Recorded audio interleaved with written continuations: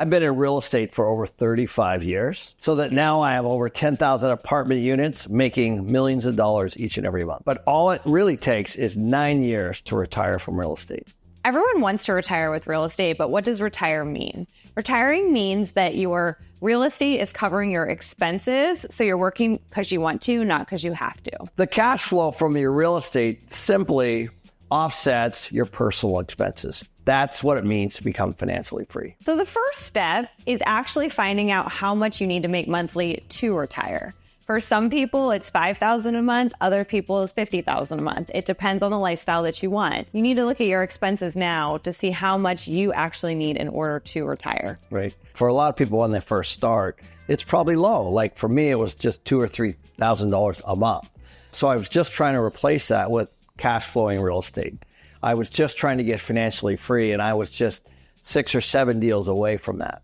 How many rentals you need to retire is going to be completely based off of you. For me, it was 5, but for Ken, it was 10. A lot more. But honestly, it just depends on what your basic monthly needs are, right? Like I said, some people it's $5,000. Some people want to have $50,000 a month of spending money. So it's really up to you. So that's where you have to work backwards on how much can I make from each rental? And then how much do I need in order to live passively? And that's why that's that first step. Because I feel like if you don't have an initial goal, like I need $5,000 a month or I need $10,000 a month in order to live passively, then you're just going to feel like you're on a hamster wheel, just acquiring more and more properties, and you're not going to be as motivated. Or if you know I need 5 properties, or I need 8 properties, or I need 12 properties, then every property you're getting is getting you closer and closer to your goal. Right. That's a good point, because if you don't have some kind of direction, then you don't know whether closing the next one is actually going to help you work toward that goal. And so as you're starting to look at deals and you're starting to invest in them, you'll actually make more decisions that are no's than yeses, because everyone's focused on one big goal. Yeah, and I think it's important to note that every investment that you get is going to take less and less time for you to acquire, because you're going to have this passive income for your other deals. So my first rental took me 5 years to save for, where my second rental only took me 3, my third took me 2, and my fourth and fifth each took me 1 year apiece. And the reason for that is I had that compounding passive income that I was putting towards each deal. Right. And at the same time, your tenants were paying them off. So your equity was growing during that period of time. I think the next step after you figure out what you need is to actually put the right partners in place to find the right deal. So to start, you need a good realtor that understands cash flowing real estate. Most don't, so you have to be very picky about that. Second, you want to get pre-qualified from a brokerage that's going to work with you. So a lot of people just want to go to the bank and just say, hey, can you give me a loan? Sometimes that's not your best option. Sometimes the bank's not going to qualify you and you're going to need to go to a different brokerage, a more independent brokerage. Other times, maybe they're not going to give you the best rate. So you want to start figuring that out. And then you want to work with a loan officer to get pre-qualified, because you need to understand your budget, right? Like if you only are pre-qualified for $300,000 in your market, does that buy you what you want? Or do you need to put more down? So it's really a roadmap. I mean, is your credit good enough to even get qualified? And if not, what do you have to do to fix your credit? So people always want to do that as like the last step, but that should be the second step that you're doing after you figure out how many rentals you want, because that's going to help you when you're searching and your realtor searching for you to figure out what you can actually buy. Everybody just wants to know what it is that you want. So if you say, I just want to buy one cash flowing real estate deal in 1 year, then that's super clear. Then you find a realtor that has actually done that before, that understands it. You always want to work with a realtor that understands cash flowing real estate and has their own. You always want to work with a loan officer that has cash flowing real estate and does that on their own. They will figure it out for you because they're actually doing it. So you always want to find team members that are doing exactly what it is you're trying to do. So if you're super clear and just say, I just want to buy one cash flowing real estate deal each year, then everybody can help you achieve that, because that's what they're in the business for. So then once you have that number, let's call it you were approved for $500,000, that's your budget. Then you know what kind of down payment you need. If you're going to be living there for a while, it's going to be less. If it's an investment property, it's going to be more. So now you know how much you need to save up in order to buy that property. So the third step is going to be cutting your expenses and maybe working a second or third job to earn more money, because you need to get to this goal. Right. So that's what you did. Yes.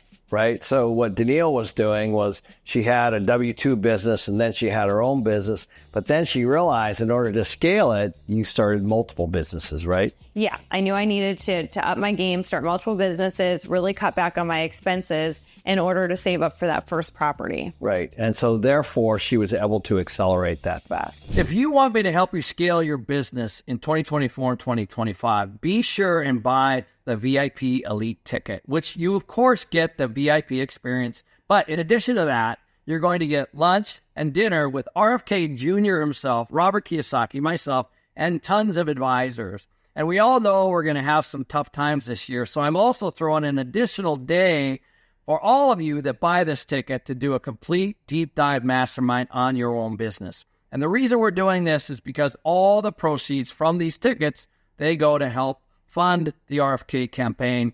I hope to see you guys there. So the fourth step is going to be once you have enough money saved for a down payment on the amount you were approved for, now you want to start actually looking for the cash flowing real estate. And, you know, in a market like this, it can take months to find something that cash flows. And that's why you have to run deals every single day. And your realtor should be running deals for you every single day. And deals that actually cash flow in this market are going to sell very quickly. Right. And for you to be able to see one is the most important thing because not everybody sees what you might see. So getting educated, looking at deals, running the numbers, having your team, taking a look at people that are out there trying to find things for you is a big, big piece because Danille will probably look at 20, 30, 40 deals just on her own and run the quick math. And she says no to most things, right? Yeah, and you get really familiar with your market, right? So if you know where you want to buy, if you look every day at what's listed, you kind of get a vibe for what that lists for. So then all of a sudden when you see one that's a little bit lower, you're like, wait a minute, this might actually work. The numbers on this might actually work. And then you start to do the math and then you bug your realtor to go look at it. You don't want to bug your realtor to go look at stuff that doesn't even cash flow, that wouldn't even work anyway. So that's when you call your realtor and say, hey, we got to go see this today. This is a cash flowing deal on paper. I remember when you had bought your last one, it had been almost a year and you were looking, and we weren't even discussing this. And then one day she's like, oh my God, there's one that came up and I'm going to go look at it tonight. Well, actually, we were in Sedona, so I actually had to send my realtor out who I trusted with her phone to show me the deal because I knew that it was going to go quickly because it cash flowed. And guess what? There were 7 offers that day on the property. Yeah, and we were actually out of town. So the reason we bring that up is because by that point, Danille really knew what she was looking for. She knew the right price and she knew what the rents were in the area. So she had a general idea what the cash flow might be. Yep. And I knew that it was underpriced and I knew that it cash flowed. It didn't cash flow a lot, but it cash flowed enough. Right. And she actually bought that one. Yep. We bought that one. And don't get discouraged if you don't have cash. You know, like I was not a cash buyer. I was only putting down 20%. They had 7 offers that day. 3 of them were cash. So you would assume that the owner would take the cash offer, but she actually didn't want to be rushed out of her house and felt like cash was going to rush her. So she actually didn't want to take cash. And then we were the first offer. So that is what made her choose us. Yeah. But part of that was because your realtor started having a conversation with her and said, what's important to the seller? A lot of times people don't realize that the seller is a huge piece of every deal. And in your case, your realtor talked to the seller and the seller did not want a very quick close.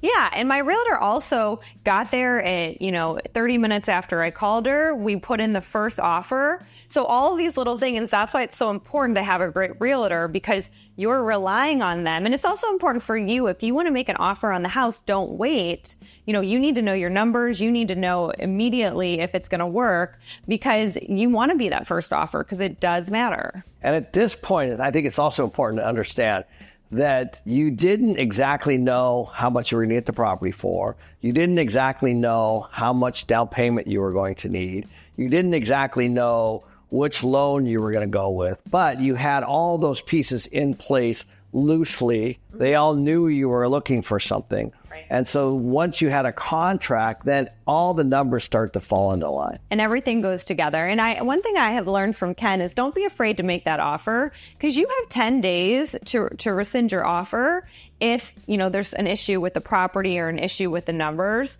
So don't be afraid to make the offer, because if you wait to make an offer on a cash flowing deal in this market, you're never going to get it. Right, because everybody wants them. So how does this lead to retirement? And how do you make enough money to supplement your existing expenses? Yeah, I think every rental you get kind of stacks on each other, right? So, your first one, you make some passive income. Your second one, you make some passive income, onward and onward. And then also you have trapped equity in those homes. So as the homes start to appreciate, you can do a cash out refi. You can take the trapped equity and invest it into another property. So if you continue to do that over a 9-year period, you're going to be able to get the real estate to cover all your expenses. Yeah, like you right now, Danille has thousands of dollars coming in each and every month if her properties are occupied. Yes. But she actually has hundreds of thousands of dollars in trapped equity.